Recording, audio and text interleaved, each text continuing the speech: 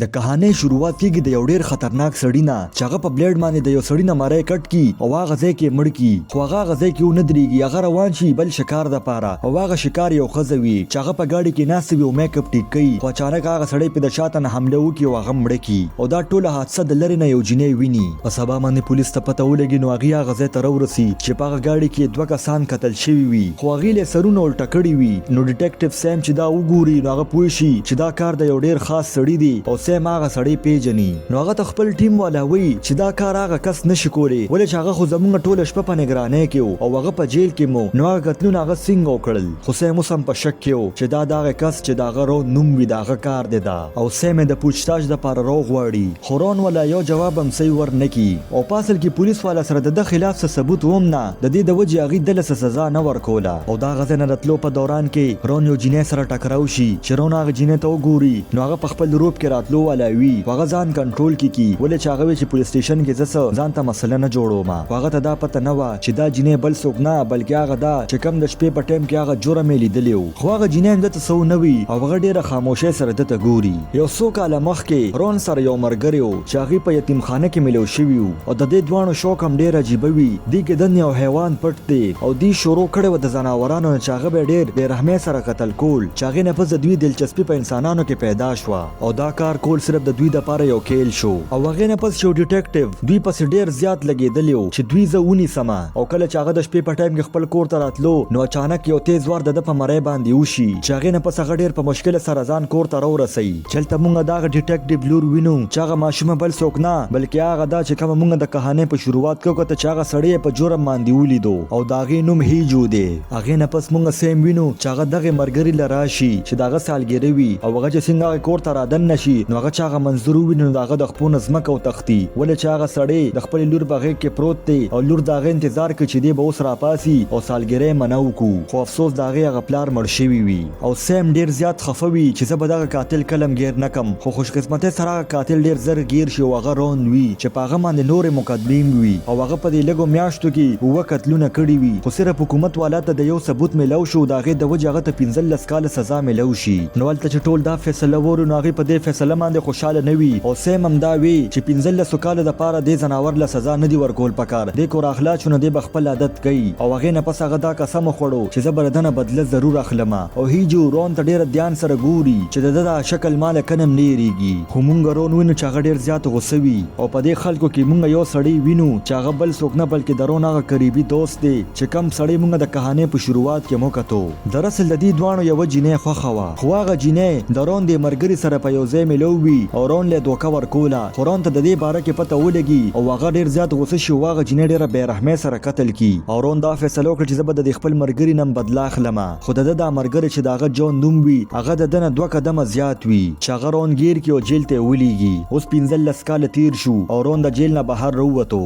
او د ټولو نه مخکې د ده مخې ته سیم راشي چې هغه ورته ده ووایي چې ما نه 15 کاله مخکې حادثه نه ده هیره او زه به د دې بدله تا نه ضرور اخلم خو رون ورته وایي چې دغه قتل ما نه دی کړی هغې نه پس سیم خپل ټیم ته ووایي چې 24 ګنټې په رون باندې نګراني ساتئ او هغې نه پس موږ سیم وینو چې پولیس سټیشن کې ټولو نه لږې لږې پیسې راغونډوي او هغه پیسې په یو لفافه کې واچي او هغه لفافه هغه جینۍ له ورکړي خو هغه جینۍ بل څوک نه بلکې هیجو وي هیجو خو دراصل یتیمه وه خو د هغې باوجود هغه په یتیمخانه کې نه وه دې پولیس والو به د دې خیال ساتو او هیجو ډیره زیاته هوښیار هم وي او ډیره زیاته محنتي به هم وه چې د دې د وجې ټول پولیس والو به دې ته د لور په شان کتل او هیجو به اکثر خپل مور کتله د هغې د خپلې مور سره مینه هم وي او نفرت هم وي خو د هغې باوجود هم هغې به خپله مور په تکلیف کې نه شولی دی او د هیجو مېرنۍ پلار هم وي چې هغه به د هیجو په مور باندې ډېر زیات ظلم زیاتې کو خو د هیجو هغه سړی بالکل نه خوښ خو بله خبره دا ده چې هیجو تر اوسه پورې د خپل پلار هغه قتل نه دی هېر کړی او هغې ته چې څنګه پته ولګي چې رون د جیل نه آزاد شو نو هغې د کلونو نه یو ترکیب جوړ کړی د رون نه د بدلې اغشتو دپاره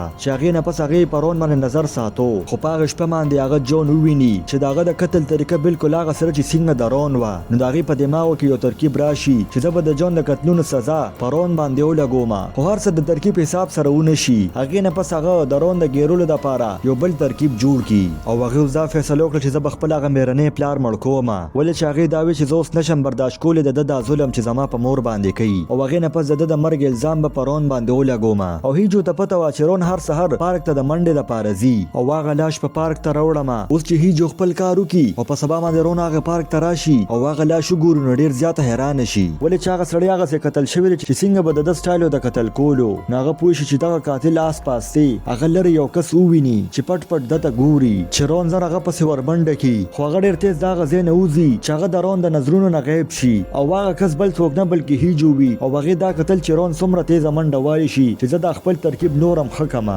او هغه نه پس په یو قتل کېدو او پولیس والا ته دا لاشونو باره کې ثبوت ملو نشو نو هغه ډیر زیات حیران وي چې اخر دا دي څوک په د سیم شک صرف پرون باندې تلو او هغه دا فیصله وکړه چې زه به زرون سامنا کوم هغه نه پس هغه رون لاړ شي چې هغه په یو رستورانت کې ناستي خوراک کوي او سیم ته تپوسونه کوي خو رون ول سیده جوابونه نه ورکوي چې دې سره سیم ډیر زیات غوسم شي او رون وته دا ووایي چې دې سوالونو سره خو بستاغه پارټنر راځوندې نشي کنه چې تر اوسه پورې پولیس والا ته داغه ثبوت ملو نشي چې اخر قتل کړي چا دی چې دې سره سیم ډیر زیات غوسه ورشي او هغه به چې اوس د ذکر ختمومه خدا دومره آسان نه وو هغه نه پس کور کې رون ته محسوس شي چې د دروازه سوکولاولو والا ده نو رون زر خپل موبایل بند کی او هغه دن راتلو والا ملما بل څوک نه بلکې د مرګري جون وی چې دا دوانه د یو بل نه ډیر خو واقف وو د دې د وجې د دې دوانو په منځ کې یو خاموشه جنگ شروع وي خو هغه نه پس جون چې د باتروم دروازه کولاوي نو هغه ځکه رون چاکو چلی جون ته چې پته ولګي چې دومره ټایم جیل کې تیرول نه پسم د دې نشانه ډیره زبردست ده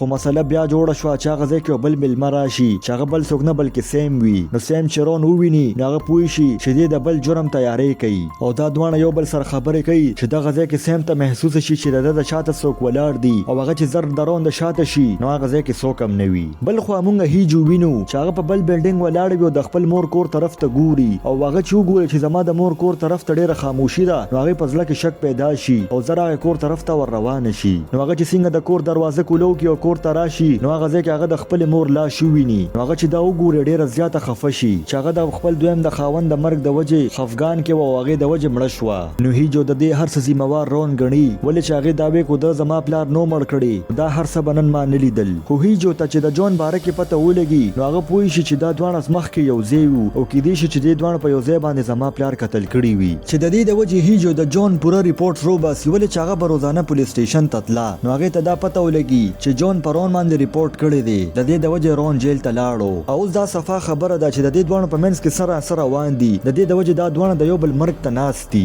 هغه نه پس هیجو ترکیب باندې کار شروع کی او هغه یو پټ سٹور ته لاړ شي او ولته د یو خونخار سپي د پاره یو پټه واخلي او هغه نه پس د شراب بوتل واخلي چې هغه خالی وي او دا غسړی کور ته ولېږي او د جون انتظار کوي او جون چې څنګه کور ته رادن نشي نو هغه ته وګوري چې بجلی تلې ده او هغه چې لګ مخ کې لاړ شي نو دا هغه خپو کې شیشه لاړ شي نو هغه ځکه مونږ ګورو چې پټوله کمره کې هغه شراب بوتل ماته کړې دي او هغه ځکه هیجو ناشته وي نو چې جون د هیجو نه تاسو کې چې تاسو کې نو هیجو هغه ځکه د بجلی تارونه ورغورځي او جون ډیره په اسانه سره مړ کی او هغه دا وایي چې ما ته پته چې دا لاش په کم ځای کې اقدامه هغه نه پس رون چې په خپل بیډ کې خپ سکون سره پریوزي خو اچانک هغه ته احساس وشي چې هغه آس پاس څوک دی نو جون چې کم بل خوا کی نو هغه غزه کې لاش شو ویني او هغه لاش ته د سپی پټه چولی وي خو د حیرانه خبره دا و چې دا لاش د بل چانه بلکې د جون وی خو د شاته نه پرون باندې اچانک هیجو حمله وکي او ډیر زر رون بهوش کی خو هیجو رون مړ نکی ولې چې داغه ترکیب دا او چې د دې دوانو په منځ کې جګړه وشوه او رون جون مړ کو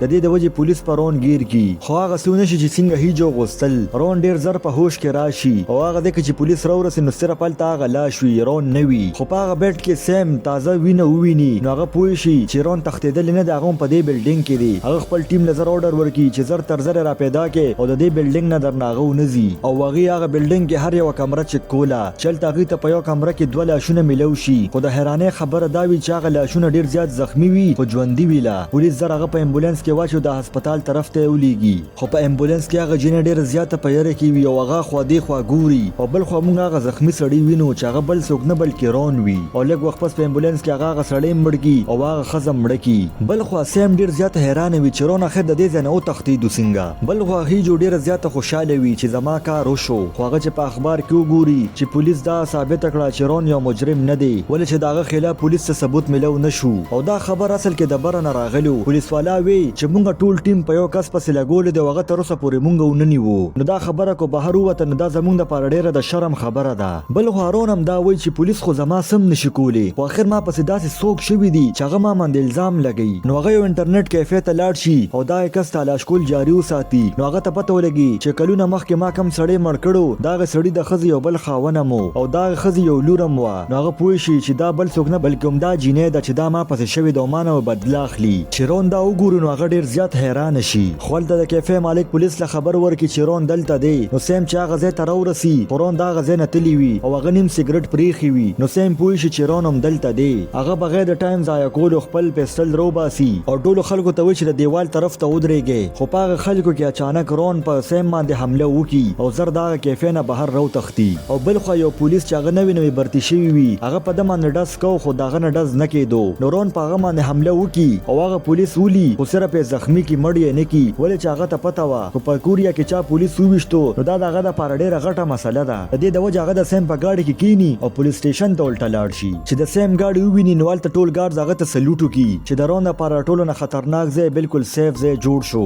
خو دغه کار گاډي واپس کول نو هغه صرف د هیجو پته معلوموره پس راغلو هغه ځکه هیجو د مخ کې نوي او وغال ترون وویني خو هیجو د تسونه وي او هغه چوپ چاپ دا غزې نه وزي ولې چې هغه د رون د پاره یو ډیر خطر کیپ جوړ کړی وي او رون د هیجو پته روباسي او هغه نه پس چاکو په لاس چوپ چاپ هغه ځای ته ورشي او هغه چې څنګه دروازې کولاولو کوشش کو د کې اچانک لایټونه بند شي او هیجو په حمله وکي او دا دوه یو بل په چاکو وخي او اخر کار رون دا ومني هغه هیجو ته وی چې ما ستاپ لار مړ کړی دی چې هیجو ډیر زیات غوسه شي او پرون باندې حمله وکي او دا غزې نه وتختی هورون ډیر زیات حیران وي چې دا جنې ما په چاکو والا او دا غي باوجود مغه دومره تیز منډه وخی خو هغه پسې شاته رونم ورمنډه کی خو د حیرانې خبره دا ده چې هیجو د خار طرف ته نه بلکې یو سنسان علاقې ته روانه ده چلته د رون د پاره د هیجو مرګ نور مسان شو خو زر رون هیجو ونیسی خو هیجو په چاکو بیا حمله وکي او ځان ته خلاص کی او مخ کې منډه کی او هغه سره سره هغه سیم تکالو کی چې رون ما پسې شوی دوه ما وجنی زر مال ځان راو رسوا او چې هیجو لګه مخ کې لاړ شي او رون ورپسې ال تر ورسی نو هغه ګوري چې هیجو په یو ټال باندې ځانګي او داغه پسترو کې لګه يرم نشتا